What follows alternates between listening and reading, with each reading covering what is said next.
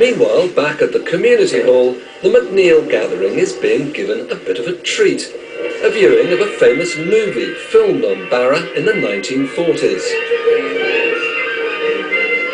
Whisky Galore, based on a real event, begins with the impoverished islanders having to come to terms with running out of alcohol during the lean years of the Second World War. There is no whiskey. The islanders can't believe their luck when a ship carrying 28,000 cases of whiskey is wrecked just off the coast. They race to carry off the booty before the customs men arrive. In fact, the film was based on a best-selling book written on Barra in 1946. The celebrated author was Sir Compton Mackenzie, who loved the islands and spent much of his life writing about them. Up by the airport, there's one of the biggest houses to be found on Barra. This is the home Compton Mackenzie built for himself on the proceeds of his phenomenally successful Whisky Galore. He's one of the few islanders still alive today who remembers the dramatic events that led to the famous Whisky Galore story. The real ship, the SS Politician, went down with its precious cargo of whiskey on rocks close to where Father Callum lives. Out here, you see this little island here called Callaway. The boat went aground on a reef just southeast of that. Every red-blooded Scotsman likes a good dram, and this was a bonanza of drams.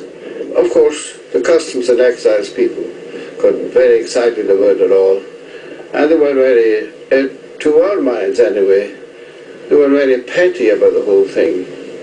And eventually they discovered that some people had whiskey which had been taken from the boat, and they imprisoned them for 3 months in Inverness. I remember myself extracting 2 or 3 cases of whiskey from a peat bog and delivering them to whoever wanted them or needed them or whatever. So you actually were involved in finding some of that whiskey in the peat bogs? Oh yes, yeah, I mean it was just one of the things that you did. It was like herding your cows or going to the peat bog to carry home some peat. This time it was about a case of whiskey, or maybe 2 cases. Just down the road from Father Callum's church is the Eriskay pub, which is named after the doomed ship. It's become a favourite haunt of historians and fans of the story, not least because it holds one of the last secrets of the famous legend. One building that features more than any other in Compton Mackenzie's Whisky Galore is Father John Paul's church in Castle Bay, alongside the main street, which also looks very much as it did then. Hardly anything has changed on Barra from when it was made. There's the church kind of star attraction, the views of the seas and everything. You just feel part of the film now, even though it was black and white. It was made well before me, and Compton Mackenzie had written the book, and I think it's great, but the idea of getting the boxes of whiskey and then taking them and hiding them and anywhere under the babies, in the pram or in the peat bogs or outside and trying to hide it. What Father John Paul doesn't realise is that some of those bottles of whiskey from the SS Politician have survived.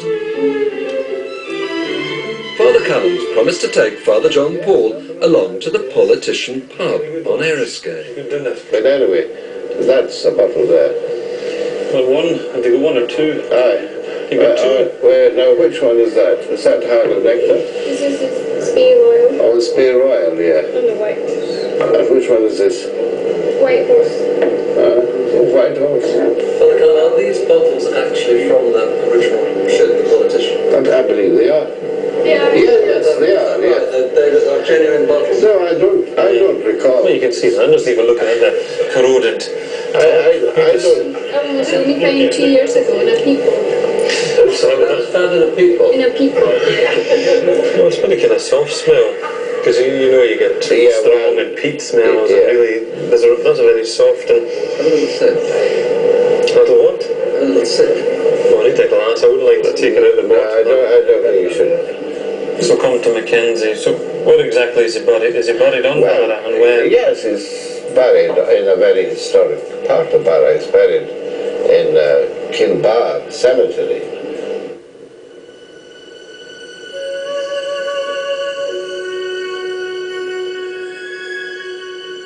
Compton Mackenzie died a rich and famous man.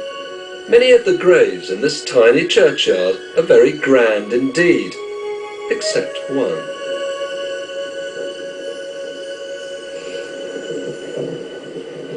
I'm just overcome by the simplicity of his gravestone here in the graveyard, and I was expecting something quite large and something maybe overstated. I thought there'd be lots of writing and giving a list of the things he did in his life, but finding his grave, it's so simple.